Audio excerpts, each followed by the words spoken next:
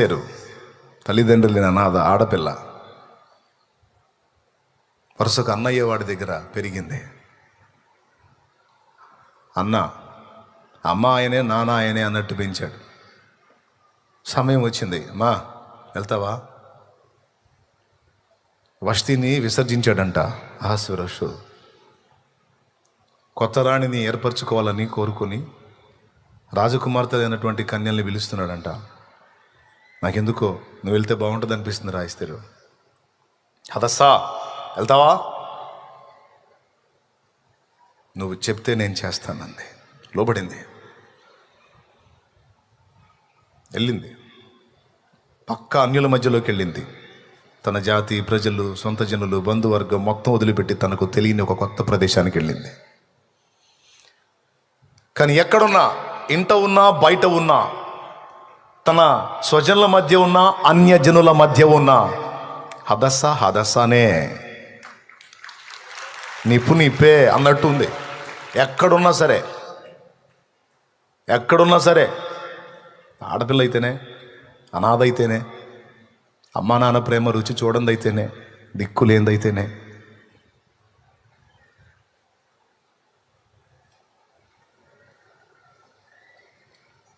పసిబిడ్డగా ఉన్నప్పుడు, తల్లిదండ్రిని కోల్పోయినప్పుడు, ఎవరు లేని నన్ను నా అన్న చేరదీశాడని ఆయనే నాన్న ఆయనే అమ్మ.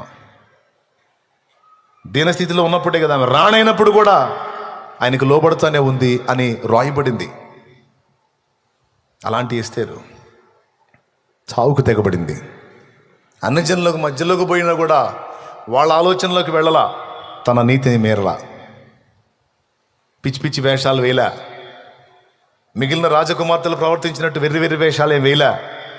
ఓ రకంగా చెప్పాలంటే ఒక దీనురాలిగా అహస్వేరోషు సంస్థానంలో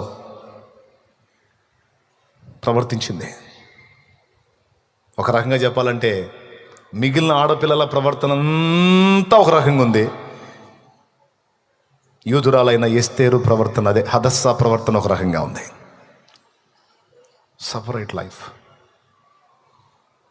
చూశారు అక్కడుండే షండులు, వాళ్ళందరూ చూశారు. హేగే చూశాడు, మొత్తం అంతఃపురంలో ఉన్న వాళ్ళు చూశారు.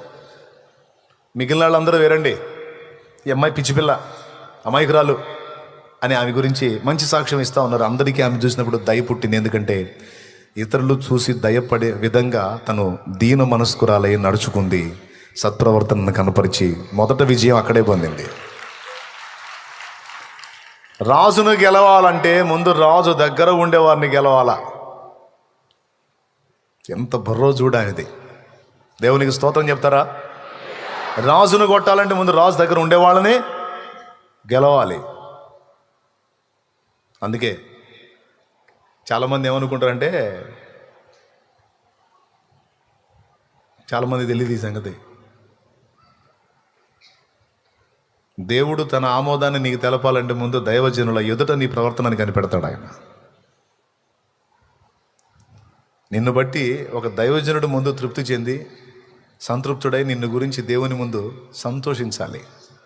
అది ఎంత దీవెనో తెలుసా నీకు? రాజును గెలవాలంటే ముందు రాజు దగ్గర ఉండే వాళ్ళ హృదయాలను గెలవాలి. చాలామంది తెలియదు పాపం. నా దగ్గర జాగ్రత్తగా ఉంటే చాలా అనుకుంటారు. పాపం అక్కడ బల దగ్గర ఉండేవాళ్ళే ఎగతాళి చేసేవాళ్ళు, తేలిగ్గా మాట్లాడేవాళ్ళు, తృణీకరించేవాళ్ళు, నువ్వు కాదా ఆయన లేడా అనేవాళ్ళు అరబందులు చాలామంది ఉన్నారు. తృణీకారం పొందిన వాళ్ళు ఏం చెబుతారో తెలుసా? ఫలానా వ్యక్తి వచ్చారు, ఇలా మాట్లాడారని నాకు అందిస్తారు. అప్పుడు నేను ఒకవేళ సమయం ఇద్దాం అనుకున్నా కూడా నేను ఇప్పుడు గెలవను పొమ్మనంట. ఒకళ్ళు వచ్చి ఓవర్ యాక్షన్ చేస్తారు. నేను వచ్చానని చెప్పండి, నేను వచ్చానని తెలియదా, నేను వచ్చానని చెప్పండి అంటారు. నేను వచ్చాను అని చెప్పండి అంటే మాత్రం నేను ఇంకా అందుబాటులో కూడా ఉండను. ఇటు పోయేది ఇటు పోతా. నేను వచ్చానని దేవుడి సన్నిధికి వచ్చి నేను వచ్చాను ఏందిరా ఎచ్చులు? ఎక్కడ ఎచ్చులు పడతా? నీ పెత్తనం సాగే దగ్గర పడి ఎచ్చులు నువ్వు దేవుని సన్నిధిలో పడతావా?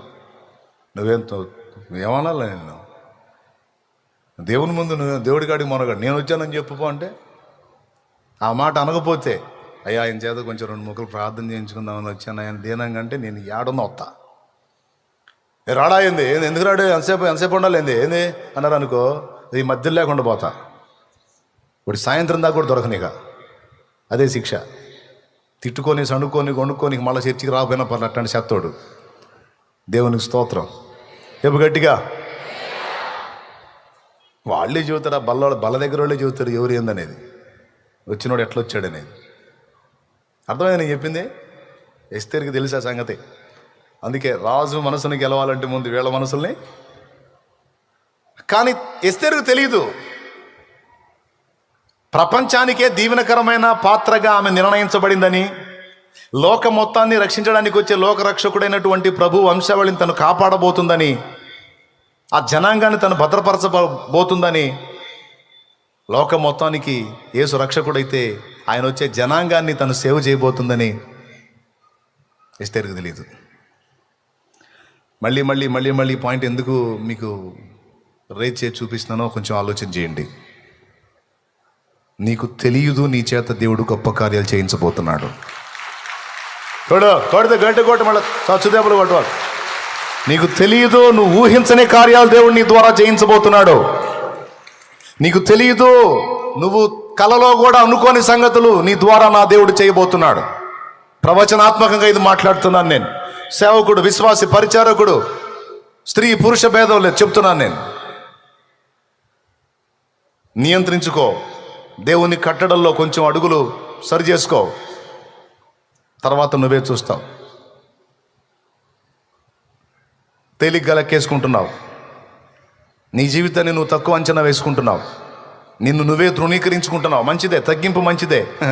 కానీ దేవుని ముందు తగ్గించుకుంటే పర్వాలా, సైతాను ముందు కూడా తగ్గించుకుంటున్నావు. సైతాను ఎదిరించి పోరాడాల్సిన నువ్వు సైతాను ముందు కూడా దీన మనసుకురాలు అయి, సైతాను నేను దీనురాలను అంటున్నావు. ఒక్క తన్నుది అంటున్నాడు వాడు నిన్ను. అక్కడ మెత్తబడకూడదు. వాడు చూపే ప్రలోభాలకు లొంగకూడదు, లోపడకూడదు, తేలికగా అడుగులు జారకూడదు, చీప్ మెంటాలిటీ కలిగి ఉండొద్దు. దేవుడు కొన్ని ప్రిన్సిపల్స్ ఇచ్చాడు నీకు, అందులో నువ్వు బ్రతకాలి. చెప్పు, ఎందులో బ్రతకాలి? అందులో బ్రతకడానికి నువ్వు నిలబడాలి. ఎందుకంటే నీకే తెలియనంతగా గొప్పగా దేవుడు నీ ఎడల కార్యాలు చేయబోతున్నాడు. దేవుడు ఎవరినైనా అలా బ్లెస్ చేయాలనుకున్నప్పుడు ముందు ఇలాంటి దిద్దుబాటు చేస్తాడు. గుర్తుపెట్టుకోండి.